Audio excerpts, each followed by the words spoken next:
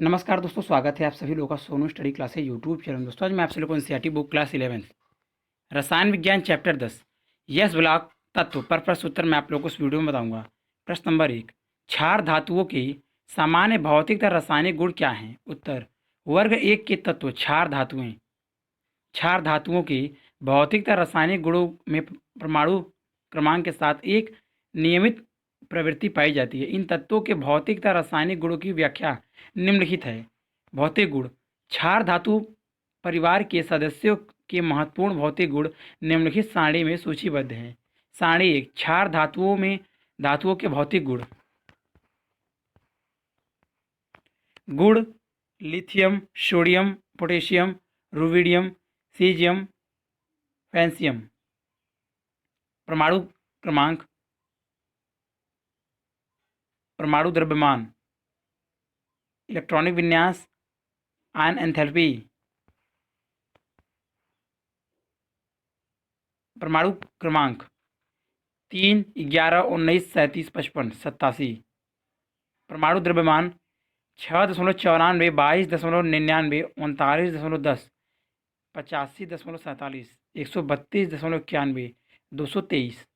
Electronic विन्यास He2s1, Ne3s1, Ar4s1, Kr5s1, Xe6s1, Rn7s1। आयनन enthalpy 520, 496, 419, 403, 376, -375। जलयोजन एंथैल्पी -506, -406, -330, -310, -376। डैश धात्विक त्रिज्या 152, 186, 227, 248, 265। डैश आणिक त्रिज्या m + 76, 102, 138, 152, 167, 180। गलनांक 454, 371, 336, 312, 302। डैश कथनांक के 1615, 1156, 1032, 961, 944। डैश घनत्व G mc⁻³ 0.53, 0.97, 0.86, 1.53, 1.90। डैश मानव विभव E0 V/m+m डैश कोष्ठक क्लोज के लिए -3.04, -2.714, -2.925, -2.930, -2.927। डैश स्थल मंडल से प्राप्ति 6, 28,300, 25,900, 310, 7, 10⁻⁻18। नंबर 1, परमाणु त्रिज्या। क्षार धातुओं की परमाणु त्रिज्या धातु त्रिज्या का मान अपने आवर्ती में सबसे अधिक होता है तथा यह मान वर्ग में नीचे जाने पर बढ़ते जाते हैं। किसी परमाणु के नाभिक के केंद्र से संयोजकता कोष में उपस्थित वाहतम इलेक्ट्रॉन के बीच की दूरी परमाणु त्रिज्या कहलाती है। क्षार धातु में आवर्त का प्रथम तत्व होते हुए सर्वाधिक परमाणु त्रिज्या रखती है। चूंकि इनकी संयोजकता कोष में केवल एक इलेक्ट्रॉन होता है, परिणाम स्वरूप नाभिक के साथ आकर्षण बल का परिमाण न्यूनतम होता है। वर्ग में नीचे जाने पर इलेक्ट्रॉन कोषों की कड़ी वृद्धि के कारण परमाणु त्रिज्या बढ़ती है। इसके अतिरिक्त वर प्रभाव का परिमाण भी बढ़ता है, जो परमाणु के नाभिक के साथ संयोजी इलेक्ट्रॉनों के आकर्षण को कम कर देता है। इसके नाभिकीय आवेश भी बढ़ता है, जो नाभिक तथा इलेक्ट्रॉनों के मध्य आकर्षण को बढ़ा देता है, परंतु इसका परिमाण आवरण प्रभाव की तुलना में अत्यंत कम होता है। इस प्रकार परमाणु आकार पर कुल परिमाण द्वारा यह प्रेक्षित होता है कि वर्ग में नीचे जाने पर तत्वों के परमाणु आकार बढ़ते हैं। नंबर 2, आयनिक त्रिज्या। क्षार धातु परमाणु संयोजी इलेक्ट्रॉन खोकर एकल संयोजी धनायन बनाते हैं। यह यानी त्रिज्या मूल परमाणु की तुलना में छोटी होती है। सारणी 3 के अनुसार आयनिक त्रिज्या के मान वर्ग में नीचे जाने पर बढ़ते हैं। चूंकि एकल संयोजी धनायनों का निर्माण परमाणु के संयोजकता कोश में उपस्थित केवल एक इलेक्ट्रॉन के निष्कासन पर होता है, अतः शेष इलेक्ट्रॉन परमाणु के नाभिक द्वारा अधिक आकर्षित होकर उसके समीप हो जाते हैं। परिणाम स्वरूप धनायनों का आकार कम हो जाता है, जैसा कि आयनों का आकार अपने मूल परमाणुओं से संबंध होता है। इसलिए आयनिक त्रिज्या भी परमाणु त्रिज्या के समान वर्ग में नीचे जाने पर बढ़ती है। नंबर 3, आयनन एंथैल्पी। गैसीय अवस्था में किसी उदासीन विलगित परमाणु से सर्वाधिक शिथिल विद इलेक्ट्रॉन हटाने के लिए आवश्यक ऊर्जा को न्यूनतम मात्रा आयन एंथैल्पी कहलाती है। इसे के जूल मोल इनवर्स या ईवी इकाइयों में व्यक्त किया जा सकता है। एक इलेक्ट्रॉन वोल्ट बराबर 96.472 के जूल मोल इनवर्स। क्षार धातुओं की आयनन एंथैल्पी अपने आवर्ती में न्यूनतम होती है तथा वर्ग में नीचे जाने पर यह घटती है। इस तत्व के प्रथम आयनन ऊर्जा के मान सारणी 1 में दिए गए हैं। क्षार धातुओं की आयनन एंथैल्पी के मान कम होने का कारण इसका परमाणु आकार अधिक होना है। इसके कारण संयोजी इलेक्ट्रॉन ns1 ns- को सरलता से निकाला जा सकता है। आयनन एंथैल्पी के मान वर्ग में नीचे जाने पर भी घटते हैं, क्योंकि परिणाम त्रिज्या के बढ़ने पर आवर प्रभाव को परिमाण अधिक होने पर नाभिक के आकर्षण बल का परिमाण घट जाता है। इसके अतिरिक्त एक ही तत्व के लिए प्रथम तथा द्वितीय आयनन एंथैल्पी के मानों में बहुत अधिक अंतर होता है। उदाहरण, सोडियम के लिए प्रथम आयनन एंथैल्पी का मान 496 के जूल मोल इनवर्स है, जबकि इसकी द्वितीय आयनन एंथैल्पी का मान 4562 के जूल मोल इनवर्स है। इसका प्रमुख कारण है कि एक इलेक्ट्रॉन खोकर बनने वाला एकल संयोजी धनायन M+ उच्च समीपताकार तथा समीपवर्ती उत्कृष्ट गैस की स्थायी संरचना को प्राप्त कर लेता है। परिणाम स्वरूप दूसरे इलेक्ट्रॉन का निष्कासन अत्यंत कठिन प्रक्रिया हो जाती है, जैसा कि उपयुक्त उदाहरण में दिए गए सोडियम के प्रथम तथा द्वितीय आयनन एंथैल्पी के मानों से स्पष्ट हो जाता है। नंबर 4, विद्युत ऋणात्मकता। किसी तत्व की विद्युत ऋणात्मकता इसके परमाणु की इलेक्ट्रॉनों बंध के साझे युग्म के लिए को अपनी ओर आकर्षित करने की क्षमता को कहते हैं। क्षार धातुओं की विद्युत ऋणात्मकता कम होती है, जिसका अर्थ है कि इसकी इलेक्ट्रॉन आकर्षित करने की क्षमता कम होती है। विद्युत ऋणात्मकता के मान वर्ग में नीचे जाने पर घटते हैं। क्षार धातु परमाणु का ns1 इलेक्ट्रॉनिक विन्यास होता है, जिसका अर्थ है कि इनको प्रवृत्ति इलेक्ट्रॉन त्यागने की होती है, न कि ग्रहण करने की। अतः इनकी विद्युत ऋणात्मकता के मान कम होते हैं। चूंकि वर्ग में नीचे जाने पर परमाणु आकार बढ़ते हैं, अतः परमाणु की संयोजी इलेक्ट्रॉन को थामे रहने की क्षमता में क्रमिक कमी आती है। इसलिए वर्ग में नीचे जाने पर विद्युत ऋणात्मकता घटती है। नंबर 5, ऑक्सीकरण अवस्था एवं धन विद्युतीय गुण। क्षार धातु परिवर्तन के सभी सदस्य अपने यौगिकों में +1 ऑक्सीकरण अवस्था प्रदर्शित करते हैं तथा प्रबल धन विद्युतीय होते हैं। वर्ग में ऊपर से नीचे जाने पर धन वृद्धि गुण बढ़ता है। क्षार धातुओं की आयनन एंथैल्पी के मान बहुत कम होने के कारण इनके परमाणुओं में संयोजिक इलेक्ट्रॉन खोकर एकल संयोजिक धनायन बनाने की प्रवृत्ति बहुत अधिक होती है। परिणाम स्वरूप एंथैल्पी का मान घटता है, अतः धन विद्युतीय गुण बढ़ता है। M++ धनायन। नंबर 6, धात्विक लवण। वर्ग 1 के तत्व प्रारूपिक धातुएं हैं तथा अत्यंत कोमल है। इन्हें चाकू द्वारा सरलता से काटा जा सकता है। वर्ग में ऊपर से नीचे जाने पर इसके धात्विक लक्षणों में अत्यधिक वृद्धि होती है। किसी तत्व का धात्विक गुण उसके इलेक्ट्रॉन त्याग कर धनायन बनाने की प्रवृत्ति से संबंधित होता है। धात्विक बंध की प्रबलता इलेक्ट्रॉन समुद्र में उपस्थित संयोजी इलेक्ट्रॉनों तथा कर्नेल के मध्य आकर्षण बल पर निर्भर करती है। कर्नेल का आकार जितना छोटा होगा तथा संयोजी इलेक्ट्रॉन को संख्या जितनी अधिक होगी, धात्विक बंध उतना ही प्रबल होगा। दूसरे शब्द में धातु की कठोरता धात्विक बंध के प्रबल होने पर अधिक होगी।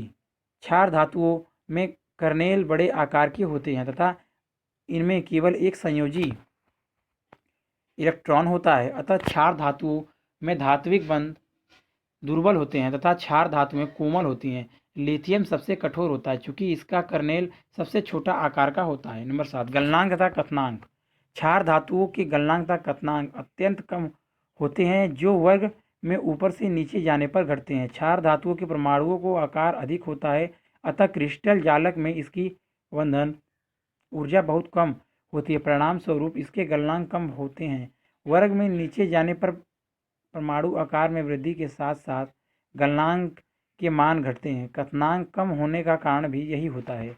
नंबर 8, क्षार धातुएं अत्यंत हल्की होती हैं। इस परिवार के पहले 3 सदस्य जल से भी हल्के होते हैं। वर्ग में ऊपर से नीचे जाने पर घनत्व बढ़ता है। क्षार धातुओं के परमाणुओं का आकार बड़ा होता है, अतः वे अंतरकाश में अधिक संकुलित नहीं होते हैं तथा इनका घनत्व कम होता है। वर्ग में ऊपर से नीचे जाने पर परमाणु आकार बढ़ने के कारण घनत्व कम होना चाहिए, परंतु यह बढ़ता है चूंकि परमाणु आकार के साथ साथ परमाणु भार भी बढ़ता है जिसका प्रभाव अधिक है, अतः घनत्व भार बटा आयतन वर्ग में नीचे जाने पर बढ़ता है। इसका एक अपवाद पोटेशियम के है जिसका घनत्व सोडियम से कम है। इसका मुख्य कारण पोटेशियम के परमाणु आकार तथा परमाणु आयतन में असमान वृद्धि है।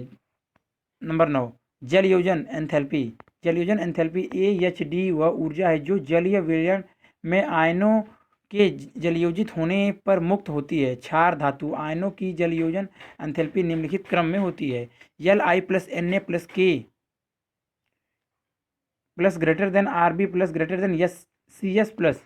जलयोजन में आयनों तथा चारों और उपस्थित जल अणुओं के मध्य आकर्षण होता है, अतः आयन का आकार छोटा होने पर इस पर आवेश का परिमाण अधिक होगा तथा इसकी जलयोजी होने की क्षमता इतनी ही अधिक होगी। क्षार धातुओं में Li+ आयन की जलयोजन एंथैल्पी सर्वाधिक होती है, इसलिए लिथियम के लवण अधिकतर जलयोजी प्रवृत्ति के होते हैं। LiC+2H2O कोष्ठक क्लोज। 10, ज्वाला में रंग देना। क्षार धातुओं के यौगिकों मुख्य रूप से क्लोराइड को प्लेटिनम के तार पर गर्म करने पर यह ज्वाला को विशिष्ट रंग प्रदान करते हैं। उदाहरण धातु LiNaKRVCS रंग लैम्ब्डा/एनियम किरमिजी लाल, पीला, वैगनी लाल, वैगनी नीला। 670.8, 589.2, 766.58, 780.0, 455.5। चूँकि क्षार धातुओं की आयनन एंथैल्पी बहुत कम होती है, अतः इनके इलेक्ट्रॉनों को उच्च ऊर्जा स्तर तक उत्तेजित करना सरल होता है। जब इन धातुओं को प्लेटिनम की तार पर रखना ज्वाला दी जाती है तो ज्वाला की ऊर्जा से इलेक्ट्रॉन नाभिक से दूर उच्च ऊर्जा स्तर पर पहुंच जाते हैं। पुनः जब यह उत्तेजित इलेक्ट्रॉन उच्च ऊर्जा शरत से निम्न ऊर्जा स्तर पर आते हैं तो विकिरण के रूप में दृश्य प्रकार उत्सर्जित करते हैं। फलस्वरूप क्षार धातुएं ज्वाला को विशिष्ट रंग प्रदान करती हैं। प्रश्न नंबर 11, प्रकाश विद्युत प्रभाव। लिथियम के अतिरिक्त सभी क्षार धातुएं प्रकाश विद्युत प्रभाव प्रदर्शित करती हैं। प्रकाश विद्युत प्रभाव को इस प्रकार परिभाषित किया जा सकता है: जब किसी धातु की सतह पर निश्चित आवृत्ति की किरणें टकराती हैं तो धातु की सतह से इलेक्ट्रॉन उत्सर्जित होकर निकलते हैं।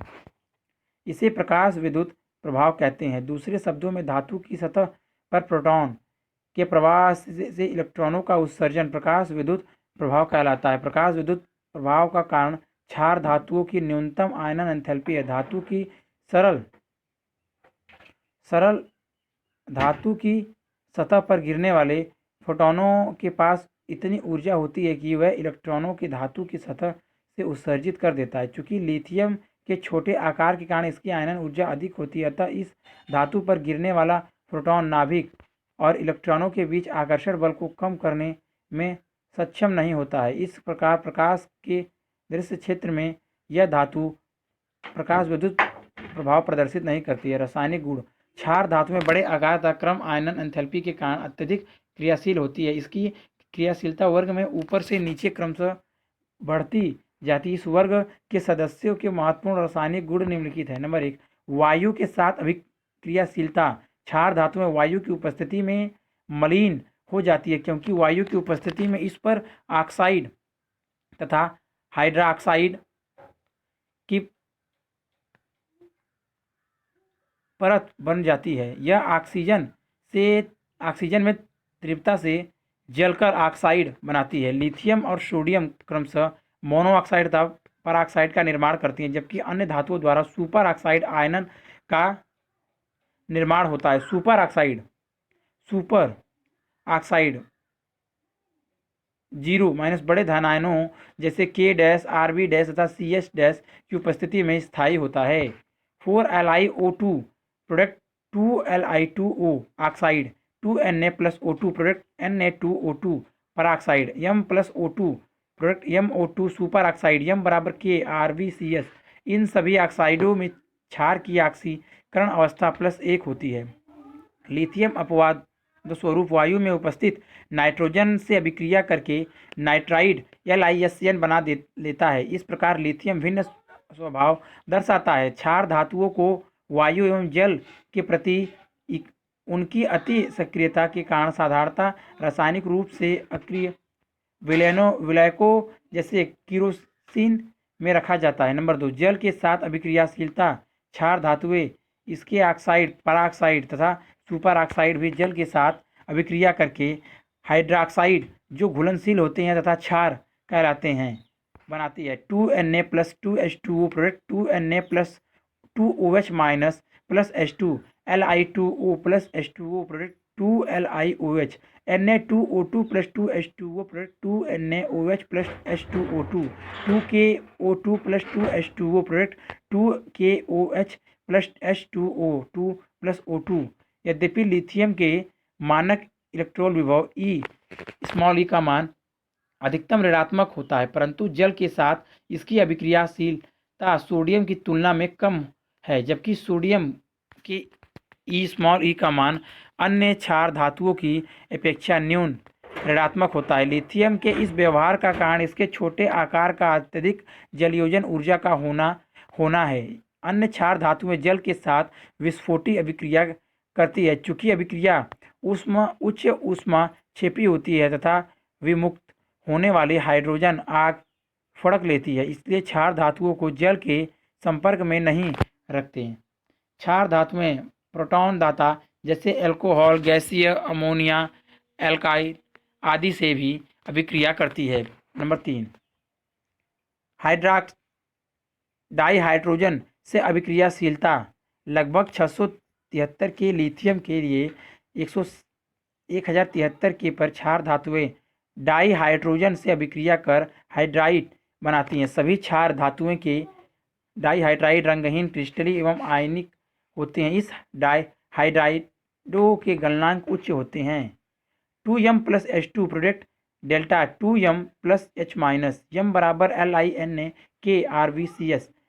हाइड्राइडों का आयनिक गुण Li से Cs तक बढ़ता है। क्षार धातुओं के कम आयन एंथैल्पी के कारण इनके परमाणु सरलता से संयोजी इलेक्ट्रॉन खोकर आयनिक हाइड्राइड M+H- बनाते हैं। चूंकि आयनन एंथैल्पी वर्ग में ऊपर से नीचे जाने पर घटती है तथा धनायन आयन बनाने की प्रवृत्ति उसी अनुसार बढ़ती है, इसलिए हाइड्रोइडों का आयनिक गुण भी बढ़ता है। नंबर 4, हैलोजन से अभिक्रियाशीलता। क्षार धातु में हैलोजन से शीघ्र प्रबल अभिक्रिया करके आयनिक ऑक्साइड हैलाइड M+X बनाती हैं। 2M+X2 product 2M+X। यद्यपि लिथियम के हैलाइड आंशिक रूप से सहसंयोजक होते हैं, इसका कारण लिथियम की उच्च ध्रुवण क्षमता है। धनायन के कारण ऋण के इलेक्ट्रॉन अवयव का विकृत होना गुणवत्ता कहलाता है। लिथियम आयन का आकार छोटा है, अतः यह हैलाइड आयन के इलेक्ट्रॉन अवयव को विकृत करने की अधिक क्षमता दर्शाता है। चूंकि बड़े आकार का रेडियन आसानी से विकृत हो जाता है, इसलिए लिथियम आयोडाइड सहसंयोजक प्रवृत्ति सबसे अधिक दर्शाते हैं। अन्य क्षार धातुएं आयनिक प्रवृत्ति की होती हैं। इनके गलनांक कथनांक उच्च होते हैं। गलित हैलाइड विद्युत के सुचालक होते हैं। इनका प्रयोग क्षार धातुएं बनाने में किया जाता है। नंबर 5, अपचायक प्राकृतिक क्षार धातुएं प्रबल अपचायक के रूप में कार्य करते हैं, जिनमें लिथियम प्रबलता एवं सोडियम दुर्बलता अपचायक है। मानक इलेक्ट्रॉन विभव ई जो अपचायक क्षमता का मापक है, संपूर्ण परिवर्तन का प्रतिनिधित्व करता है। यम एस प्रोडक्ट यम जी ऊर्ध्वपातन एंथैल्पी यम जी प्रोडक्ट यम प्लस जी प्लस ई माइनस आयनन एंथैल्पी यम प्लस जी प्लस H2 O यम प्लस AQ जल योजन एंथैल्पी। स्पष्ट है कि ई माइनस का मान जितना कम होगा, अपचायक का गुण उतना ही अधिक होगा। लिथियम आयनन का आकार छोटा होने के कारण इसकी जलयोजन एंथैल्पी का मान अधिकतम होता है, जो इसके उच्च ऋणात्मक ई का मान तथा इसके प्रबल अपचायक होने की पुष्टि करता है। नंबर 6, द्रव्य अमोनिया में विलयन। क्षार धातुएं द्रव्य अमोनिया में घुलनशील है। अमोनिया में इनके विलयन का रंग गहरा नीला होता है एवं विलयन प्रकृति में विद्युत का सुचालक होता है। M plus X plus Y NH3 product M NH3X plus NH3Y minus विलयन का नीला रंग अमोनीकृत इलेक्ट्रॉन के कारण होता है, जो दृश्य प्रकाश क्षेत्र की संगत ऊर्जा का अवशोषण करके विलयन को नीला रंग प्रदान करते हैं। अमोनीकृत विलयन अनुचुंबकीय होता है, जो कुछ समय पड़े रहने पर हाइड्रोजन को मुक्त करता है, फलस्वरूप विलयन में एमाइड बनाता है। M plus AM plus E minus plus NH3 product M NH2AM plus 1/2 H2G, जहाँ AM डैश अमोनीकृत विलयन दर्शाता है। सांद्र विलयन में नीला रंग ब्रांज रंग में बदल जाता है और विलयन प्रतिचुंबकीय हो जाता है। नंबर 7, सल्फर तथा फास्फोरस के साथ अभिक्रिया। क्षार धातुएं सल्फर तथा फास्फोरस से गर्म करने पर अभिक्रिया करके संबंधित सल्फाइड तथा फास्फाइड बनाती हैं। 16 Na plus S8 product delta 8 Na2S sodium sulphide 12 Na plus P4 product delta 4 Na3P sodium phosphide sulphur तथा फास्फाइड दोनों जल द्वारा जल अपघटित हो जाते हैं। Na2S plus H2O sodium sulphide product NaOH sodium hydroxide plus NaHS sodium hydrosulphide Na3P plus 3H2O sodium phosphide product 3NaOH plus PH3 phosphine. प्रश्न number 2, क्षारीय मृदा धातुओं के समान अभिलक्षण एवं गुणों में आवर्तित की विवेचना कीजिए। उत्तर, वर्ग 2 के तत्व क्षारीय मृदा धातुएं आवर्त सारणी के वर्ग 2 के तत्व हैं। Beryllium, magnesium, calcium, scandium, barium एवं रेडियम। बेरिलियम के अतिरिक्त अन्य तत्व संयुक्त रूप से मृदा धातुएं कहलाती है। प्रथम तत्व बेरिलियम वर्ग के अन्य तत्वों के भिन्नता दर्शाता है एवं एल्युमिनियम के साथ विकर्ण संबंध दर्शाता है। वर्ग का अंतिम तत्व रेडियम रेडियो एक्टिव प्रकृति का है। इन तत्वों को विशिष्ट नाम निम्नलिखित कारणों से दिया जाता है। नंबर 1, इन तत्वों के ऑक्साइड क्षार धातुओं के समान जल में घुलकर हाइड्रोक्साइड अथवा क्षार बनाते हैं। नंबर 2, मृदा नाम इन्हें निम्नलिखित दिया गया क्योंकि एल्यूमिना Al2O3 जैसे पदार्थ ऊष्मा के प्रति अधिक स्थायी होते हैं। कैल्शियम, स्ट्राइसियम तथा बेरियम के ऑक्साइड भी ऊष्मा के प्रति स्थायी होते हैं तथा अत्यधिक गर्म किए जाने पर भी अपघटित नहीं होते हैं। यह धातु ऑक्साइड तथा धातुएं भी क्षारीय मृदा कहलाती हैं। इलेक्ट्रॉनिक विन्यास, इन तत्वों के संयोजकता कोष के यस कक्षक में यस इलेक्ट्रॉन होते हैं। इसका समान इलेक्ट्रॉनिक विन्यास उत्कृष्ट गैस NH2 होता है। क्षार धातुओं की समान ही इनके यौगिक भी मुख्य आयनिक प्रकृति के होते हैं। तत्व प्रतीक इलेक्ट्रॉनिक विन्यास, beryllium Ve1s2 2s2, magnesium Mg 1:2 2:2 2p6 3:2। Calcium Ca 1:2 2:2 2p6 3:2 3p6 4:2। स्टेशियम Sr 1:2 2:2 2p6 3:2 3p6 3d10 4:2 4p6 5:2। वेरियम Va 1:2 2:2 2p6 3:2 3p6 3d10 4:2 4p6 4d10 5:2 5p6 6:2 या Xe हैलोजन 6:2। Radium Rn 7:2। क्षारीय मृदा धातुओं की सामान्य अभिलक्षण तथा गुणों में आवर्तिता इसके भौतिक तथा रासायनिक गुणों से स्पष्ट होती है। इसकी विवेचना निम्नवत है। भौतिक गुण। क्षारीय मृदा धातु परिवार के सदस्यों के महत्वपूर्ण भौतिक गुण सारणी 2 में सूचीबद्ध है। इसका संक्षिप्त विवरण निम्नलिखित है। नंबर 1, परमाणुवीय एवं आयनिक त्रिज्या आवर्त सारणी की संगत आवर्ती में क्षार धातुओं की तुलना में क्षारीय मृदा धातुओं की परमाणुवीय एवं आयनिक त्रिज्याएं छोटी होती हैं। यह वर्ग के ऊपर से नीचे जाने पर बढ़ती हैं। इसका कारण इन तत्वों के नाभिकीय आवेशों में वृद्धि होना। नंबर 2, आयनन एंथैल्पी। क्षारीय मृदा धातुओं के परमाणुओं के बड़े आकार के कारण इनकी आयनन एंथैल्पी के मान न्यून होते हैं। चूंकि वर्ग में आकार ऊपर से नीचे क्रमशः बढ़ता जाता है, प्रथम आयनन एंथैल्पी का मान क्षार धातुओं के प्रथम आयनन एंथैल्पी के मानों की तुलना में अधिक है। यह इसकी क्षार धातुओं की संगत तुलनात्मक रूप से छोटे आकार होने के कारण होती है, परंतु इसके द्वितीय आयनन एंथैल्पी के मान क्षार धातुओं के द्वितीय आयनन एंथैल्पी के मानों की तुलना में कम है। उदाहरण, Mg के प्रथम इन एंथैल्पी को मान Na से अधिक है, जिसका कारण Mg का छोटा आकार तथा सममिताकार इलेक्ट्रॉनिक विन्यास है, परंतु एक इलेक्ट्रॉन खोकर Na+ आयन उत्कृष्ट गैस नियान को विन्यास 1:2 2:2 2p6 प्राप्त कर लेता है, जबकि Mg की संयोजकता कोश में अभी भी एक इलेक्ट्रॉन शेष रह जाता है। 1:2 2:2 2p6 3s1। सोडियम के द्वितीय आयनन एंथैल्पी का उच्च मान इसके सममिताकार इलेक्ट्रॉनिक विन्यास के कारण होता है। नंबर 3, जलयोजन एंथैल्पी।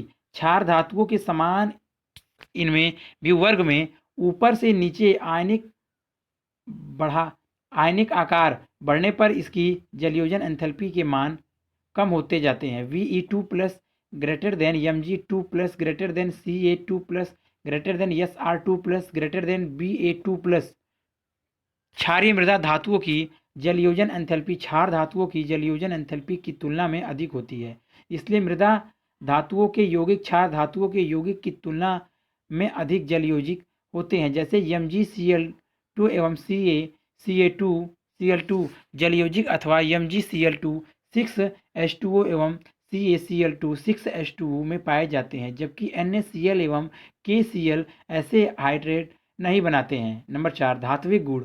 क्षारीय मृदा धातुएं समांतर चांदी की भांति सफ़ेद, चमकदार एवं नर्म, परंतु अन्य धातुओं की तुलना में कठोर होती हैं। बेरिलियम तथा मैग्नीशियम लगभग धूसर रंग के होते हैं। क्षारीय मृदा धातुओं में समान आवर्त में उपस्थिति क्षार धातुओं की तुलना में प्रबल धात्विक बंध होते हैं। उदाहरण, मैग्नीशियम सोडियम की तुलना में अधिक कठोर तथा संघन होता है। नंबर 5, गलनांक तथा कथनांक। इसके गलनांक तथा कथनांक क्षार धातुओं की तुलना में उच्च होते हैं, क्योंकि इसके आकार छोटे होने के कारण यह निविड़ संकुलित होते हैं तथा इनमें प्रबल धात्विक बंध होते हैं। फिर भी इनके गलनांकों तथा कथनांकों में कोई नियमित परिवर्तन नहीं दिखाता। नंबर 6, धन विद्युतीय गुण। निम्न आयनन एंथैल्पी के कारण क्षारीय मृदा धातुएं प्रबल धन विद्युतीय होती है। धन विद्युतीय गुण ऊपर से नीचे Ve से Va तक बढ़ता है। नंबर 7, ज्वाला को रंग प्रदान करना। कैल्शियम, स्ट्रोंशियम एवं बेरिलियम ज्वाला को क्रमशः ईंट जैसा लाल रंग, किरमिजी लाल एवं हरा रंग प्रदान करते हैं। ज्वाला में उच्च ताप पर वाष्प अवस्था में क्षारीय मृदा धातुओं के वाहतम कोश के इलेक्ट्रॉन उत्तेजित होकर उच्च ऊर्जा स्तर पर चले जाते हैं। यह उत्तेजित इलेक्ट्रॉन जब पुनः अपनी तलस्थ अवस्था में लौटते हैं तब दृश्य प्रकाश के रूप में ऊर्जा उत्सर्जित होती है। परिणाम स्वरूप ज्वाला रंगीन दिखने लगती है। बेरिलियम तथा मैग्नीशियम के वाहतम कोषों के इलेक्ट्रॉन इतनी प्रबलता से बंधे रहते हैं कि ज्वाला की ऊर्जा द्वारा इनका उत्तेजित होना कठिन हो जाता है। अतः ज्वाला में इन धातुओं का अपना कोई अभिलाक्षणिक रंग नहीं होता है। गुणात्मक विश्लेषण में CSR एवं VA मूलकों की पुष्टि ज्वाला परीक्षण के आधार पर की जाती है तथा इनकी सांद्रता का निर्माण ज्वाला प्रकाशमापी द्वारा किए जाता है। क्षारीय मृदा धातुओं की क्षार धातुओं की सतह विद्युत एवं ऊष्मीय चालकता उच्च होती है। यह इनका अभिलक्षणिक गुण होता है। सारणी 2 क्षारीय मृदा धातुओं के परमाणविक एवं भौतिक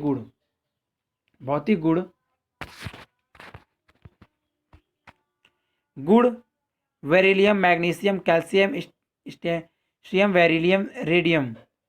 परमाणु क्रमांक 4 12 20 38 56 88। परमाणु द्रव्यमान 9.01 24.31 40.8 40.08 87.62 137.33 22 6.03।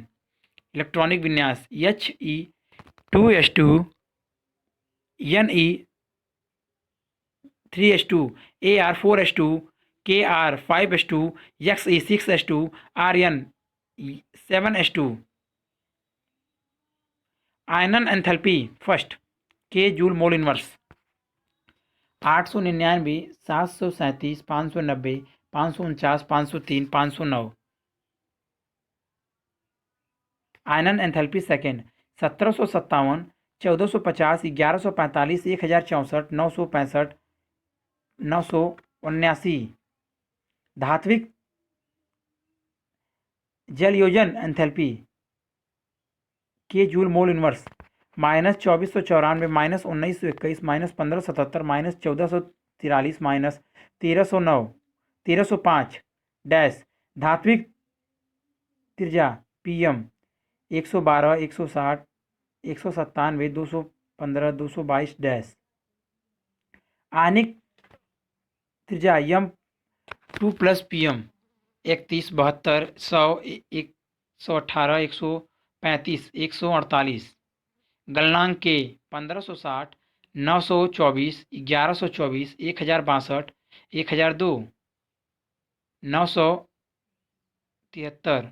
कथनांक के 2745 1363 1767 1655 2058 1973। घनत्व GM/CM की पावर -3 1.84 1.74 1.55 2.63 3.59 5.5।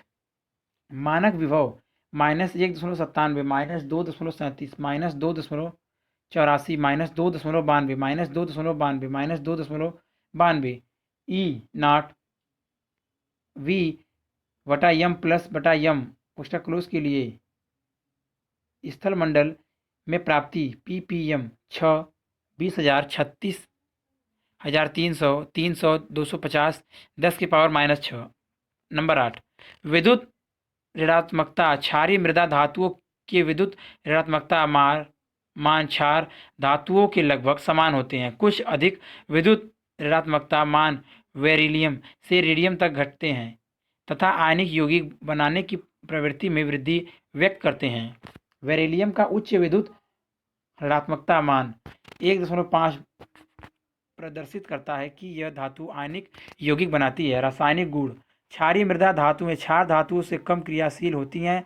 इन तत्वों की अभिक्रियाशीलता वर्ग के ऊपरे से नीचे जाने पर बढ़ती है। नंबर 1 वायु एवं जल के प्रति अभिक्रियाशीलता बेरिलियम एवं मैग्नीशियम गतिकीय रूप से ऑक्सीजन तथा जल के प्रति निष्क्रिय है क्योंकि इन धातुओं के पृष्ठों पर ऑक्साइड की फिल्म जम जाती है। फिर भी बेरिलियम चूर्ण रूप में वायु में जलने पर VeO एवं We2N3 बना लेता है। मैग्नीशियम अधिक धनाविद्युतीय है, जो वायु में अत्यधिक चमकीले प्रकाश के साथ जलते हैं। MgO तथा Mg3N2 बना लेता है। कैल्शियम, स्ट्रोंशियम तथा एवं बेरियम वायु से शीघ्र अभिक्रिया करके ऑक्साइड तथा नाइट्राइड बनाते हैं। यह जल से और भी अधिक तीव्रता से अभिक्रिया करते हैं, यहाँ तक कि ठंडे जल से अभिक्रिया कर हाइड्रोक्साइड बनाते हैं। नंबर 2, हाइड्रोजन के प्रति अभिक्रियाशीलता। सभी क्षारीय मृदा धातुएं हाइड्रोजन के साथ उच्च ताप पर अभिक्रिया करके हैलाइड बना लेती हैं। M+X2 प्रोडक्ट X2 कोष्टक में X बराबर FCl VeF2 बनाने की सबसे सरल विधि NH4 ट्वाइस VeF4 का तापीय अपघटन है, जबकि BeCl2 ऑक्साइड से सरलतापूर्वक बनाया जा सकता है। VeO + C+Cl2 600-800 के VeCl2 + O2 इन धातुओं के हाइड्रोक्साइडों तथा कार्बोनेट पर हाइड्रोजन अम्लों HX की प्रतिक्रिया द्वारा भी हैलाइड बनाए जा सकते हैं। M+2HX product MX2 + H2 MO+2HX product MX2 + H2O MOH + 2HX product MX2 + 2H2O MCO3 + 2HX product MX2 + H2O + CO2। Number 3, hydrogen के प्रति अभिक्रियाशीलता। बेरिलियम के अतिरिक्त सभी क्षारीय मृदा धातुएं गर्म करने पर हाइड्रोजन से अभिक्रिया करके हाइड्रोक्साइड बनाती हैं। M+H2 प्रोडक्ट डेल्टा MH2 धातु ऑक्साइड हाइड्रोक्साइड VeH2 को VeCl2 एवं LiAl4H4 की अभिक्रिया से बनाया जा सकता है। 2BeCl2 + LiAlH4 product 2BeH2 + LiCl + AlCl3BeH2 तथा MgH2 प्रवृत्ति में संयोजी होते हैं, जबकि अन्य धातुओं के हाइड्राइडों की आयनिक संरचना होती है। आयनिक हाइड्राइड जैसे CaH2 यह हाइड्रोलिथ भी कहलाता है। जल से क्रिया करके डाई हाइड्रोजन गैस मुक्त करता है। CaH2 + 2H2O hydrolith product CaOH + 2H2। Number 4, अम्लों के प्रति अभिक्रियाशीलता। क्षारीय मृदा धातुएं शीघ्र ही अम्लों से अभिक्रिया कर डाई हाइड्रोजन गैस मुक्त करती हैं। M+2HCl MCl + H2। नंबर 5, अपचायक प्रकृति। प्रथम वर्ग की धातुओं के समान क्षारीय मृदा धातुएं प्रबल अपचायक हैं। इसके अधिक ऋणात्मक अपचयन विभव के मानों से होता है। यद्यपि इसकी अपचयन क्षमता क्षार धातुओं की तुलना में कम होती है। बेरिलियम के अपचयन विभव का मान अन्य क्षारीय मृदा धातुओं से कम ऋणात्मक होता है। फिर भी इनकी अपचयन क्षमता का कारण Ve2+ आयन के छोटे आकार, इनकी उच्च जलयोजन ऊर्जा एवं धातु की उच्च परमाणुकरण एंथैल्पी का होना है। नंबर 6, द्रव्य अमोनिया में विलयन। क्षार धातुओं की भांति क्षारीय मृदा धातुएं भी द्रव्य अमोनिया में विलय होकर गहरे नीले काले रंग का विलयन बना लेती हैं। इस विलयन से धातु के अमोनीकृत आयन प्राप्त होते हैं। M+X + Y NH3 NH3 X + 2E NH3Y। इस विलयनों से पुनः अमोनी NH3 6 प्लस प्राप्त किए जा सकते हैं। नंबर 7, कार्बोनेटों का बनना। धातु के हाइड्रोक्साइडों के जलीय विलयनों में CO2 की वाष्प की सीमित मात्रा प्रभावित करने पर धातुओं के कार्बोनेट सफ़ेद अवक्षेप के रूप में प्राप्त किए जा सकते हैं। MOH AQ + CU2G सीमित प्रोडक्ट MCO3 सफ़ेद अवक्षेप S + H2O I CaOH twice AQ plus CO2G CaCO3S plus H2OI। प्रश्न नंबर 3, क्षार धातुएं प्राकृतिक में क्यों नहीं पाई जाती हैं? उत्तर, बहुत अधिक अभिक्रियाशीलता के कारण क्षार धातुएं प्रकृति में मुक्त अवस्था में नहीं पाई जाती हैं। नंबर 4, Na2O3 में सोडियम की ऑक्सीकरण अवस्था ज्ञात कीजिए। उत्तर, माना Na2O2 में सोडियम की ऑक्सीकरण अवस्था X है। Na2O2 एक पराऑक्साइड है और इसमें एक पराक्सी बंध O बंध है। इसमें ऑक्सीकृत की ऑक्सीकरण अवस्था -1 है। इस प्रकार Na2O2 के लिए कोष्टक में 2x कोष्टक क्लोज प्लस कोष्टक में -x गुणे 2 बराबर 0, x बराबर +1। प्रश्न नंबर 5, पोटेशियम की तुलना में सोडियम कम अभिक्रियाशील क्यों है? बताइए। उत्तर, सोडियम का मानक इलेक्ट्रॉन विभव E0 बराबर -2.714 वोल्ट पोटेशियम के मानक इलेक्ट्रॉन विभव -2.925 वोल्ट की तुलना में अधिक है। इसके अतिरिक्त सोडियम की आयनन एंथैल्पी 496 के जूल मोल इनवर्स की भी पोटेशियम की आयनन एंथैल्पी 419 के जूल मोल इनवर्स से अधिक है। अतः सोडियम पोटेशियम से कम अभिक्रियाशील है। प्रश्न नंबर 6,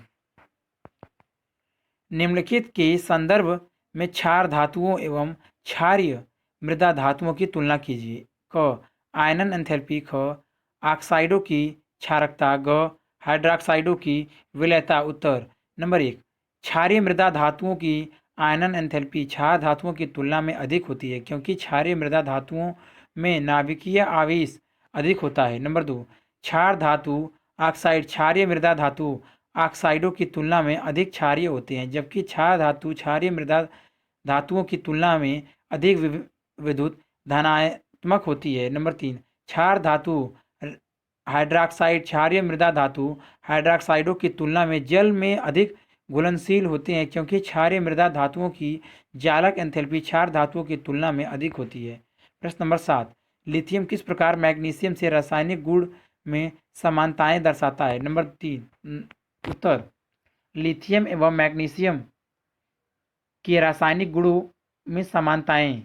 लिथियम एवं मैग्नीशियम के रासायनिक गुणों में समानताएं के प्रमुख बिंदु निम्नवत है। नंबर 1, लिथियम एवं मैग्नीशियम जल के साथ धीमी गति से अभिक्रिया करते हैं। इसके ऑक्साइड एवं हाइड्रॉक्साइड बहुत कम घुलनशील हैं। हाइड्रॉक्साइड गर्म करने पर विघटित हो जाते हैं। दोनों ही नाइट्रोजन से सीधे संयोग करके नाइट्राइडेट क्रमशः Li3n एवं Mg3O2 बनाते हैं। नंबर 2, Li2O एवं MgO ऑक्सीजन के अधिक से अभिक्रिया करके सुपर ऑक्साइड नहीं बनाते हैं। नंबर 3, लिथियम एवं मैग्नीशियम धातुओं के कार्बोनेट गर्म करने पर सरलतापूर्वक विघटित होकर उनके ऑक्साइड एवं CO2 बनाते हैं। दोनों ही ठोस हाइड्रोजन कार्बोनेट नहीं बनाते हैं। नंबर 4, LiCl एवं MgCl2 एथेनॉल में विलेय हैं। नंबर 5, LiCl एवं MgCl2 दोनों ही प्रस्वेद यौगिक हैं। यह जलीय विलयन से LiCl2H2O एवं MgCl2 8H2O के रूप में क्रिस्टलीकृत होते हैं। प्रश्न नंबर 8, क्षार धातुएं तथा क्षारीय मृदा धातुएं रासायनिक अपचयन विधि से क्यों नहीं प्राप्त किए जा सकते हैं? समझाइए। उत्तर, क्षार धातुएं तथा क्षारीय मृदा धातुएं सामान्य उपयोग में आने वाले अपचयकों से अधिक प्रबल अपचायक हैं, इसलिए यह रासायनिक अपचय विधियों द्वारा प्राप्त नहीं की जा सकती। प्रश्न नंबर 9, प्रकाश विद्युत सेल में लिथियम के स्थान पर पोटेशियम एवं सीजियम क्यों प्रयुक्त किए जाते हैं? उत्तर, लिथियम की आयनन एंथैल्पी 520 के जूल मोल इनवर्स, पोटेशियम 419 के जूल मोल इनवर्स और सीजियम 376 के जूल मोल इनवर्स की आयनन एंथैल्पी से बहुत अधिक है। इस कारण यह प्रकाश की क्रिया से इलेक्ट्रॉन का उत्सर्जन नहीं करता जबकि पोटेशियम और सीजियम ऐसा करने में समर्थ है। इसलिए प्रकाश वैद्युत सेल में लिथियम के स्थान पर पोटेशियम तथा सीजियम को प्रयुक्त किया जाता है। प्रश्न नंबर 10, जब एक क्षार धातु को द्रव्य अमोनिया में घोला जाता है तब विलयन विद्युत रंग प्राप्त कर सकता है। इस प्रकार के रंग परिवर्तन का कारण बताइए। उत्तर, जब एक क्षार धातु को द्रव्य अमोनिया में घोला जाता है तो अमोनीकृत धनायन और अमोनीकृत इलेक्ट्रॉन बनते हैं। M plus X plus Y NH3, M plus NH3 X plus E minus NH3।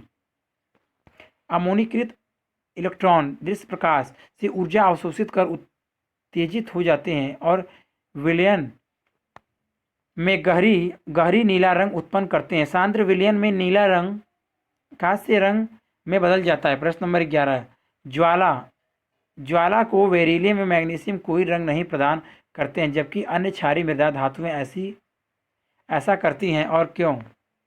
उत्तर, Ve और Mg की आयन एंथैल्पी अधिक होने के कारण इसके संयोजक इलेक्ट्रॉन बहुत मजबूती से बंधे होते हैं। यह बुनसन ज्वाला की ऊर्जा द्वारा उत्तेजित नहीं होते हैं, इसलिए यह तत्व ज्वाला में कोई रंग नहीं देते हैं। अन्य क्षारीय मृदा धातुओं की आयनन एंथैल्पी कम होती है और इनके संयोजक इलेक्ट्रॉन ज्वाला द्वारा उत्तेजित होकर उच्च ऊर्जा स्तर पर चले जाते हैं। इस कारण यह धातुएं ज्वाला को विशेष रंग प्रदान करती हैं। प्रश्न नंबर 12, सल्वे प्रक्रम में होने वाली विभिन्न प्रक्रियाओं की विवेचना कीजिए। उत्तर, सल्वे प्रक्रम साधारणतः सोडियम कार्बोनेट सल्वे विधि द्वारा बनाया जाता है। इस प्रक्रिया में लाभ यह है कि सोडियम हाइड्रोजन कार्बोनेट जो अमोनिया हाइड्रोजन कार्बोनेट एवं सोडियम क्लोराइड के संयोग के अवक्षेपित होता है, अल्प विलेय होता है। Ammonia hydrogen carbonate CO gas को सोडियम क्लोराइड के अमोनिया से संतृप्त सांद्र विलयन में प्रभावित कर बनाया जाता है। वहाँ पहले अमोनिया कार्बोनेट और फिर अमोनिया हाइड्रोजन कार्बोनेट बनती है। संपूर्ण प्रक्रम की अभिक्रिया निम्नलिखित है। 2NH3 plus H2O plus CO2 NH4 twice CO3 NH4 twice CO2 plus H2O plus CO2 product 2NH4 CHCO3 ammonia hydrogen carbonate NH4 HCO3 plus NaCl product NH4Cl plus NaHCO3 sodium hydrogen carbonate. प्रकार, sodium bicarbonate के crystal पृथक हो जाते हैं जिन्हें गर्म करके sodium carbonate प्राप्त किया जाता है। 2NaHCO3 Na2CO3 plus CO2 plus H2O। इस प्रक्रम में NH4Cl युक्त विलयन की CaOH2 से अभिक्रिया कर NHS को पुनः प्राप्त किया जा सकता है। कैल्शियम क्लोराइड सह उत्पाद के रूप में प्राप्त होता है। 2NH4Cl plus CaOH twice 2NH3 plus CaCl2 plus 2H2O। प्रश्न नंबर 13, पोटेशियम कार्बोनेट साल्वे विधि द्वारा नहीं बनाया जा सकता है, क्यों? उत्तर, potassium hydrogen carbonate KHCO3 carbon dioxide की उपस्थिति में जल में पर्याप्त मात्रा में घुलनशील है और अवक्षेपित नहीं होता, इसलिए K2CO3 को साल्वे विधि द्वारा नहीं बनाया जा सकता है। प्रश्न नंबर 14, Li2CO3 कम ताप पर एवं Na2CO3 उच्च ताप पर क्यों विघटित होता है? उत्तर, Li2CO3 कम ताप पर एवं Na2CO3 उच्च ताप पर विघटित होता है। Li2CO3 ऊष्मा के प्रति Na2CO3 से कम स्थायी है क्योंकि Li प्लस आयन आकार में बहुत छोटा है और यह बड़े रायन को ध्रुवित कर अधिक स्थायी Li2O और CO2 का निर्माण करता है। यही कारण है कि Li2CO3 कम ताप पर विघटित हो जाता है। Na प्लस आयन आकार में बड़ा होता है और CO2-3 को ध्रुवीकरण करने में असमर्थ है, इसलिए Na2CO3 उच्च ताप पर स्थित है। प्रश्न नंबर 15, क्षार धातुओं के निम्नलिखित यौगिकों की तुलना क्षारीय मृदा धातुओं के संगत यौगिकों से विलयता एवं तापीय स्थायित्व के आधार पर कीजिए। क नाइट्रेट, ख कार्बोनेट, ग सल्फेट। उत्तर, विलयता, सभी क्षार धातुओं के नाइट्रेट कार्बोनेट सल्फर जल में घुलनशील है और इनकी विलयता समूह में ऊपर से नीचे जाने पर बढ़ती है क्योंकि जलयोजन ऊर्जा की तुलना में जालक ऊर्जा तेजी से घटती है। सभी क्षारीय मृदा धातुओं के नाइट्रेट भी जल में घुलनशील है, परंतु इनकी विलयता समूह में नीचे लगने पर घटती जाती है, क्योंकि जलयोजन ऊर्जा जालक ऊर्जा की अपेक्षा तेजी से घटती है। क्षारीय मृदा धातु कार्बोनेट जल में अधिक घुलनशील नहीं है और इनकी विलयता समूह में ऊपर से नीचे जाने पर घटती है। VeCO3 जल में सूक्ष्म विलय है और CaCO3 लगभग अविलय। समूह में ऊपर से नीचे जाने पर विलयता घटती है, क्योंकि जलयोजन ऊर्जा घटती है। क्षारीय मृदा धातु सल्फेट क्षार धातु सल्फेट से जल में कम विलय है। इनकी विलयता समूह में ऊपर से नीचे चलने पर घटती है। क्षारीय मृदा धातु सल्फेटों की जालक ऊर्जा क्षार धातु सल्फेटों की जालक ऊर्जा से अधिक होती है। यही कारण है कि इनकी विलयता क्षार धातु सल्फेटों से कम होती है। समूह में ऊपर से नीचे जाने पर जलयोजन ऊर्जा का मान घटता है, परंतु जालक ऊर्जा में कोई परिवर्तन नहीं होता। इसलिए VSO4 से VaSO4 तक जाने पर विलयता घटती है। तापीय स्थायित्व क क्षारीय मृदा धातुओं को क्षार धातुओं के नाइट्रोजन गर्म करने पर विघटित हो जाते हैं। क्षार धातु के नाइट्रेट Li के अतिरिक्त विघटित होकर धातु नाइट्रेट बनाते हैं। 2MnO3 delta 2MnO2 plus O2 M बराबर Na KRB या CS लिथियम नाइट्रेट विघटित होकर Li2O NO2 और O2 बनाता है। 4LiNO3 product 2Li2O plus 4NO2 plus O2 सभी क्षारीय मृदा धातु नाइट्रेट विघटित होकर धातु ऑक्साइड NO2 तथा O2 देते हैं।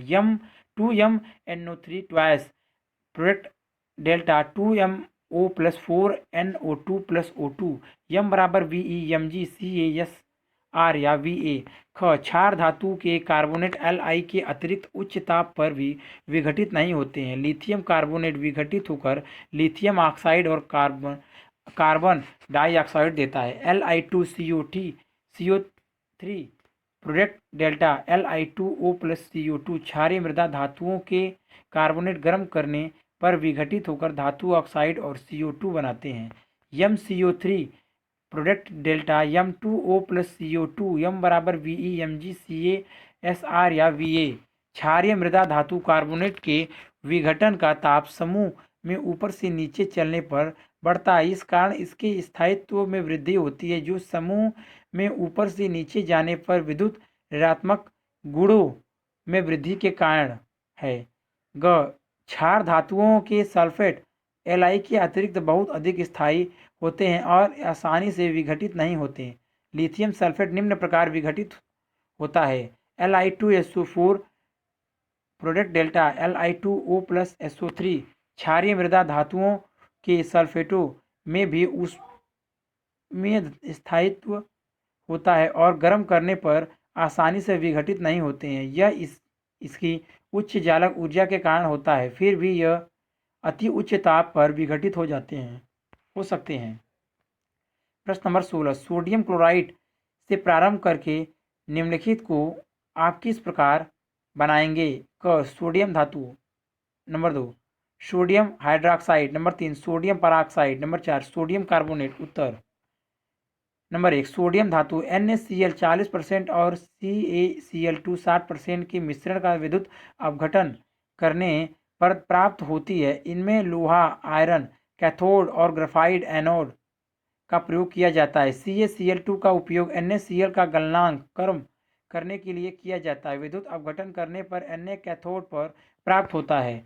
NaCl Na plus Cl minus cathode पर एनोड पर Na plus C minus product Na Cl minus product Cl plus E minus Cl plus Cl product Cl2G।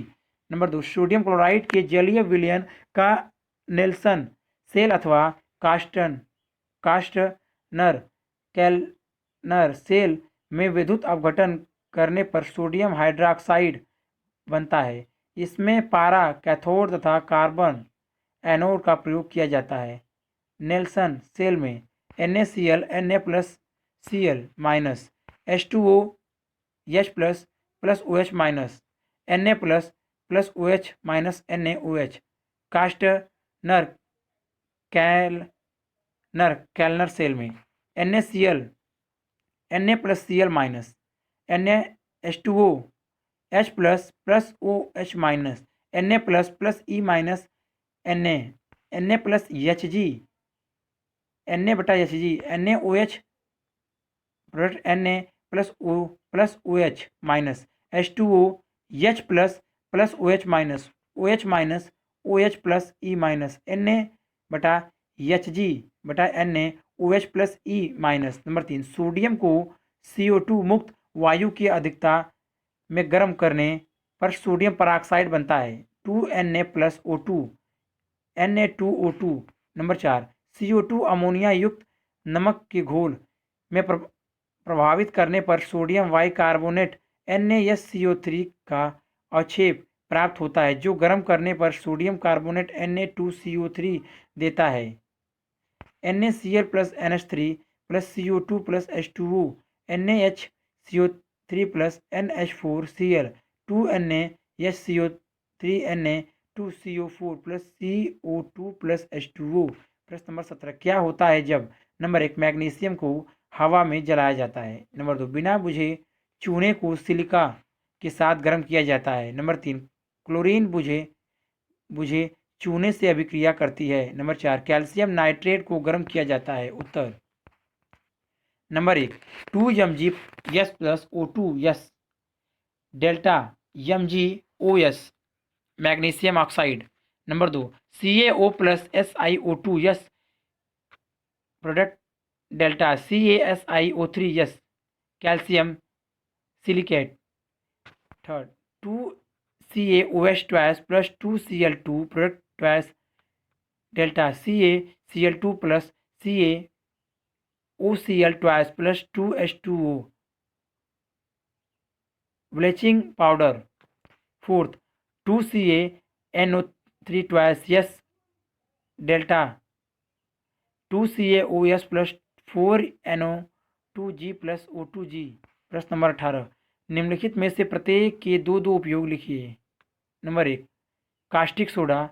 Number 2, sodium carbonate. Number 3, बिना बुझा चूना। उत्तर क, caustic soda के उपयोग। Number 1, साबुन, कागज, कृत्रिम रेशम तथा कई अन्य रसायनों के निर्माण में। नंबर 2, पोटेशियम के परिष्करण में। नंबर 2, सोडियम कार्बोनेट के उपयोग। नंबर 1, जल के मृदुकरण, धुलाई एवं निर्मल में। नंबर 2, कांच, साबुन, बोरेक्स एवं कास्टिक सोडा के निर्माण के। नंबर 2, बिना बुझा चूना के उपयोग। नंबर 1, सीमेंट के निर्माण के लिए प्राथमिक पदार्थ के रूप में तथा क्षारक के सबसे सस्ते रूप में। नंबर 2, शर्करा के शुद्धिकरण में एवं रंजकों के निर्माण में।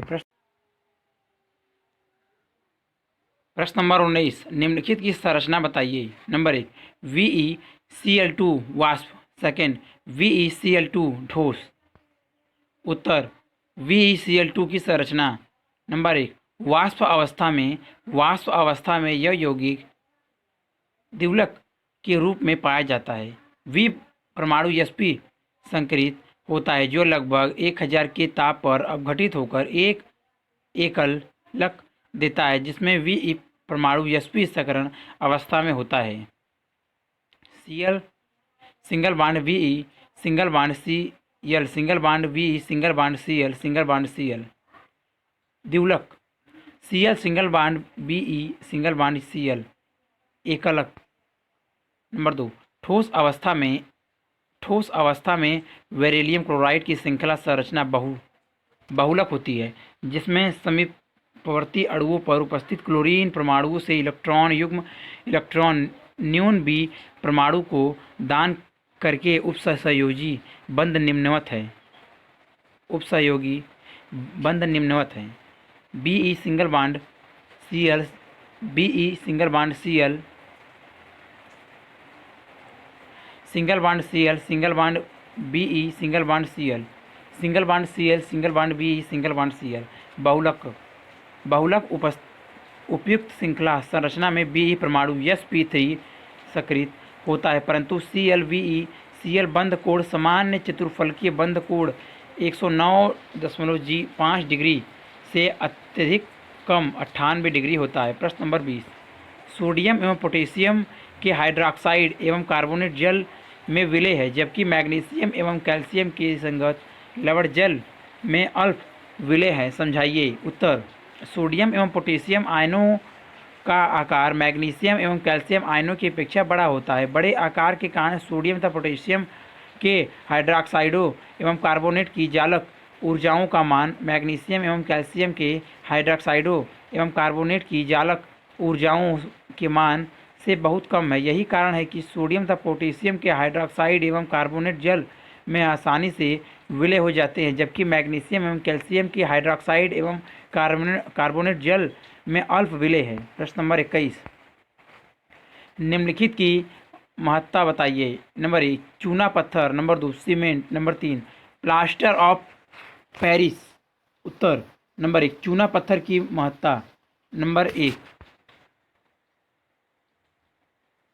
संगमरमर के रूप में भवन निर्माण में। नंबर 2, बोझे चूने के निर्माण में। नंबर 3, कैल्शियम कार्बोनेट को मैग्नीशियम कार्बोनेट के साथ लोहे जैसी धातुओं के निष्कर्ष में प्लक्स के रूप में। नंबर 4, विशेष रूप से अवक्षेपी CaCO3 के प्रयोग से वैध रूप से उच्च गुणवत्ता वाले कागज के निर्माण में। नंबर 5, एंटासिड टूथपेस्ट में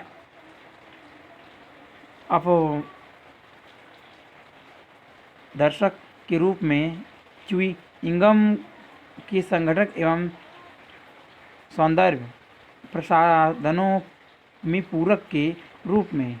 नंबर 2, सीमेंट की महत्ता। लोहा तथा स्टील के पश्चात सीमेंट ही एक ऐसा पदार्थ है जो किसी राष्ट्र की उपयोगी वस्तुओं की श्रेणी में रखा जा सकता है। इसका उपयोग कंक्रीट प्रबलित कंक्रीट, प्लास्टिक, रिंग, पुल निर्माण आदि में किया जाता है। नंबर 3, प्लास्टर ऑफ पेरिस की महत्ता। प्लास्टर ऑफ पेरिस का महत्तम उपयोग भवन निर्माण उद्योग के साथ साथ टूटी हुई हड्डियों के प्लास्टर में भी होता है। इसका उपयोग दंत चिकित्सा, अलंकरण कार्य एवं मूर्तियों तथा अर्ध प्रतिमाओं को बनाने में भी होता है। प्रश्न नंबर 22, लिथियम के लवण साधारणतः जल योजित होते हैं, जबकि अन्य क्षार धातुओं के लवण साधारणतः निर्जलीय होते हैं। क्यों? उत्तर, सभी क्षार धातु आयनों में Li+ आयन आकार में सबसे छोटा है। अपने छोटे आकार के कारण यह जल अणु को ध्रुवित कर देता है, जिस उससे जुड़ जाता है और अन्य क्षार धातुओं की अपेक्षा आसानी से जलयोजित हो जाती है। इस कारण लिथियम के लवण सामान्य जलयोजित होते हैं, जैसे LiCl2H2O। प्रश्न नंबर 23, LiF जल में लगभग अविलय होता है, जबकि LiCl न सिर्फ जल में बल्कि एसीटोन में भी विलय होता है। कारण बताइए। उत्तर, LiF की जालक ऊर्जा -1005 के जूल मोल इनवर्स LiCl की जालक ऊर्जा -845 के जूल मोल इनवर्स से अधिक है, जिस कारण LiF जल में लगभग अविलय तथा LiCl जल में विलय है। इसके अतिरिक्त Cl आयन में के F आयन की अपेक्षा आकार में बड़ा होने के कारण LiCl की ध्रुवीकरण की मात्रा LiF की अपेक्षा अधिक होती है। उच्च ध्रुवीकरण की मात्रा के कारण LiCl में संयोजक गुण अधिक होता है, यह एसीटोन में विलय है। प्रश्न नंबर 24, जैव द्रव्यों में सोडियम, पोटेशियम, मैग्नीशियम एवं कैल्शियम की सार्थकता बताइए। उत्तर, सोडियम एवं पोटेशियम की जैव द्रव्यों में सार्थकता 70 किलोग्राम भार वाले एक सामान्य व्यक्ति में लगभग 90 ग्राम सोडियम एवं 170 ग्राम पोटेशियम होता है, जबकि लोहा केवल 5 ग्राम तथा तांबा 0.06 ग्राम होता है। सोडियम आयन मुख्यतः अंतराकाशीय द्रव्य में उपस्थित रक्त प्लाज्मा जो कोशिकाओं को घेरे रहता है में पाया जाता है। यह आयन सिरा संकेतों के चरण में भाग लेते हैं जो कोशिका झिल्ली में जल प्रवाह को निर्मित करते हैं तथा कोशिकाओं में शर्करा और एमिनो अम्लों के प्रवाह को भी नियंत्रित करते हैं। सोडियम एवं पोटेशियम रासायनिक रूप से समान होते हुए भी कोशिका झिल्ली को पार करने की क्षमता एवं एंजाइम्स को सक्रिय करने की मात्रात्मक रूप से भिन्न है। इसलिए कोशिका द्रव्य में पोटेशियम धनायन बहुतायत में होते हैं जहां यह एंजाइम को सक्रिय करते हैं तथा ग्लूकोज के ऑक्सीकरण से एटीपी बनने में भाग लेते हैं। सोडियम आयन सिरा संकेतों के संचरण के लिए उत्तरदायी है। कोशिका झिल्ली के अन्य भागों में पाए जाने वाले सोडियम एवं पोटेशियम आयनों की सांद्रता में अत्यधिक भिन्नता पाई जाती है। निर्माण उदाहरण के लिए रक्त प्लाज्मा में लाल रक्त कणिकाओं में सोडियम की मात्रा 143 यम मोल लीटर इनवर्स है जबकि पोटेशियम का स्तर केवल 5 यम मोल लीटर इनवर्स है। यह सांद्रता मोल लीटर इनवर्स Na+ एवं सोडियम Na+ एवं 105 यम मोल लीटर इनवर्स के तक परिवर्तित हो सकती है। यह असाधारण आयन उतार चढ़ाव जिसे सोडियम पोटेशियम पंप कहते हैं कोशिका झिल्ली पर कार्य करता है जो मनुष्य की विषमावस्थाओं के कुल उपभोगी एटीपी की 1/3 से ज़्यादा का उपयोग कर लेता है जो मात्रा लगभग 15 किलो जूल प्रति 24 घंटे तक हो सकती है। मैग्नीशियम एवं कैल्शियम की जैव द्रव्यों में सार्थकता। एक वयस्क व्यक्ति में लगभग 25 ग्राम मैग्नीशियम एवं 1200 ग्राम कैल्शियम होता है जबकि लोहा मात्र 5 ग्राम एवं तांबा 0.06 ग्राम होता है। मानव शरीर में इनकी दैनिक आवश्यकता 200 से 300 मिली अनुमानित की गई है।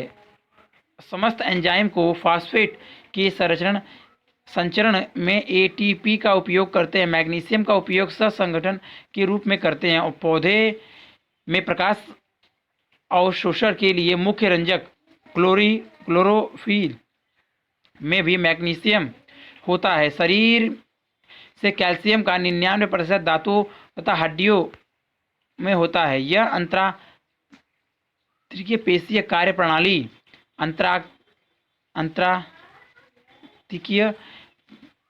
प्रेषण कोशिका झिल्ली अखंडता तथा रक्त संकंदर में भी महत्वपूर्ण भूमिका निभाती है।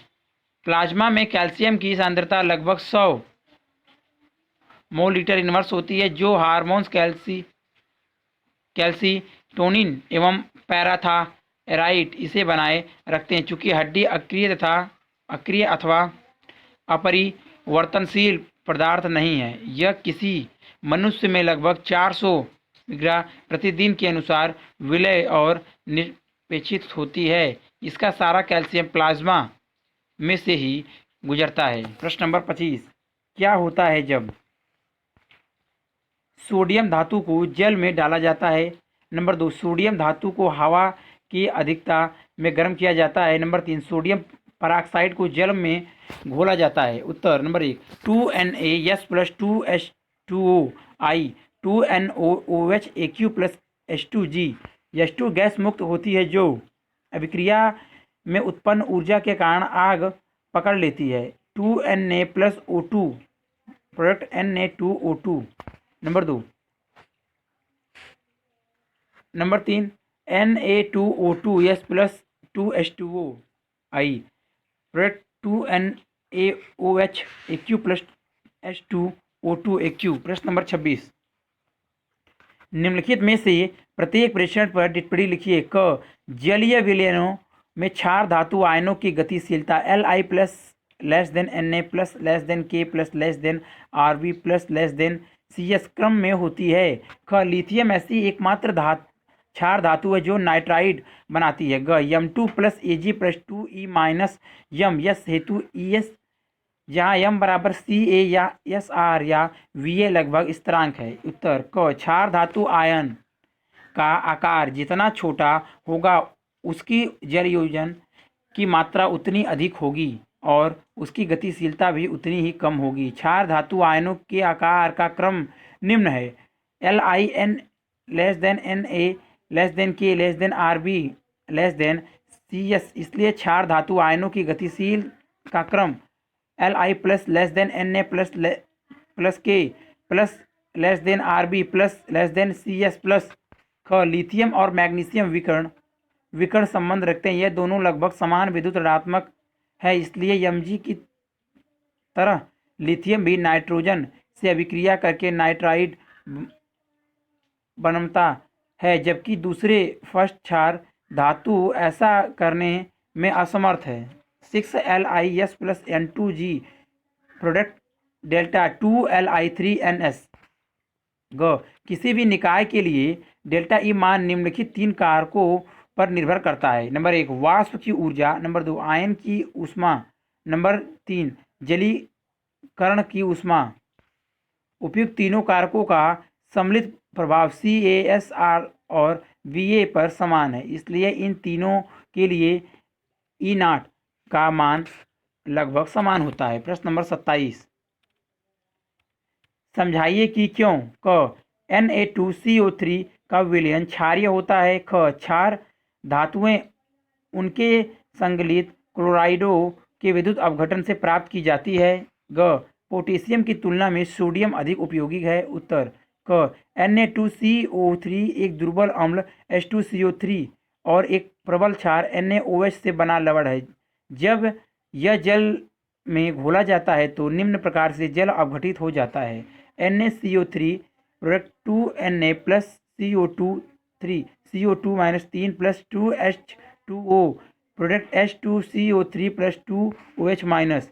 OH माइनस की अधिकता के कारण विलयन क्षारीय होता है।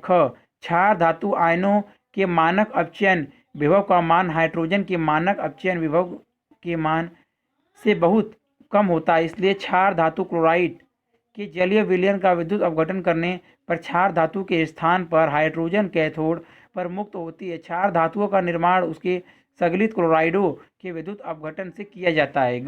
सोडियम जैविक क्रियाविधि में पोटेशियम की अपेक्षा अधिक उपयोगी है। सोडियम आयन तंत्रिका आवेश की संरचना में, कोशिका झिल्ली में जल की परिवहन में और शुगर व अमीनो अम्लों के कोषों में परिवहन में सहायता करता है। सोडियम कोषों को घेरे हुए में रहता है, यद्यपि K+ आयन भी जैविक तंत्रों में उपयोगी कार्य करते हैं, फिर भी Na+ का कार्य अधिक महत्वपूर्ण है। यही कारण है कि सोडियम पोटेशियम से अधिक आवश्यक है। प्रश्न नंबर 28, निम्नलिखित की मध्य क्रियाओं के संतुलित समीकरण लिखिए। Na2CO3 एवं जल। KO2 एवं जल। Na2O एवं CO2। उत्तर Na2O2 plus 2H2OI product 2NaOH AQ plus H2O2 AQ। 2KO2 plus 2H2OI product 2KOH AQ plus H2O2 AQ plus O2G। Na2OS plus CO2G product Na2CO3S। प्रश्न नंबर 29, आप निम्नलिखित तथ्यों को कैसे समझाएंगे? BeO जल में विलय है जबकि VeSO4 विलय है। VaO जल में विलय है जबकि VaSO4 अविलय है। एथेनॉल में LiL Kl की तुलना में अधिक विलय है। उत्तर VeO सहसंयोजक प्राकृतिक का होता है और जल में अविलय है, जबकि VeSO4 आयनिक प्रकृति का होता है और जल में विलय है। VeSO4 की जलयोजन ऊर्जा Be2+ आयन का आकार छोटा होने के कारण जालक ऊर्जा से बहुत अधिक होती है, इस कारण यह जल में विलय है। VaO और VaSO4 दोनों आयनिक प्रकृति के होते हैं, परंतु SO2-4 आयन का आकार O2-2 आयन के आकार से अधिक होता है। चूँकि एक छोटा ऋणायन बड़े धनायन को जितनी स्थिरांक प्रदान करता है, बड़ा ऋणायन बड़े धनायन को उससे कहीं अधिक क्षमता से स्थिर बनाता है। अतः BaSO4 की जालक ऊर्जा BaO से बहुत अधिक होती है। यही कारण है कि BaO जल में विलय है, जबकि BaSO4 अविलय। Li plus ion K plus ion से बहुत छोटा होता है और यह आयन को K प्लस आयन की अपेक्षा अधिक सीमा तक ध्रुवित कर सकता है। इस प्रकार LiL में संयोजक गुण Kl से अधिक है। यही कारण है कि LiL एथीन अल्कोहल में Kl की अपेक्षा अधिक घुलनशील है। प्रश्न नंबर 30, इनमें से किस क्षार धातु का गलनांक न्यूनतम है? नंबर 1 क Na ख K G Rb घ CS। उत्तर घ CS धातु के परमाणु का आकार बढ़ने पर गलनांक कम हो जाता है, क्योंकि आकार बढ़ने पर धातु आबंध कमजोर हो जाते हैं।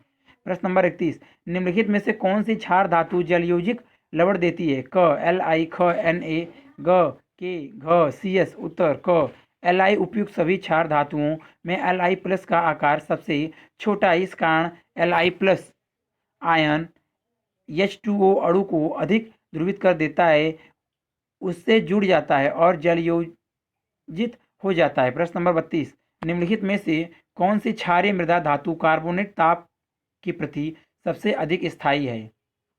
क MgCO3 ख CaCO3 ग SrCO3 घ BaCO3। उत्तर घ BaCO3 धातु का विद्युत धनात्मक गुण बढ़ने पर धातु कार्बोनेट का ताप के प्रति स्थायित्व बढ़ता है।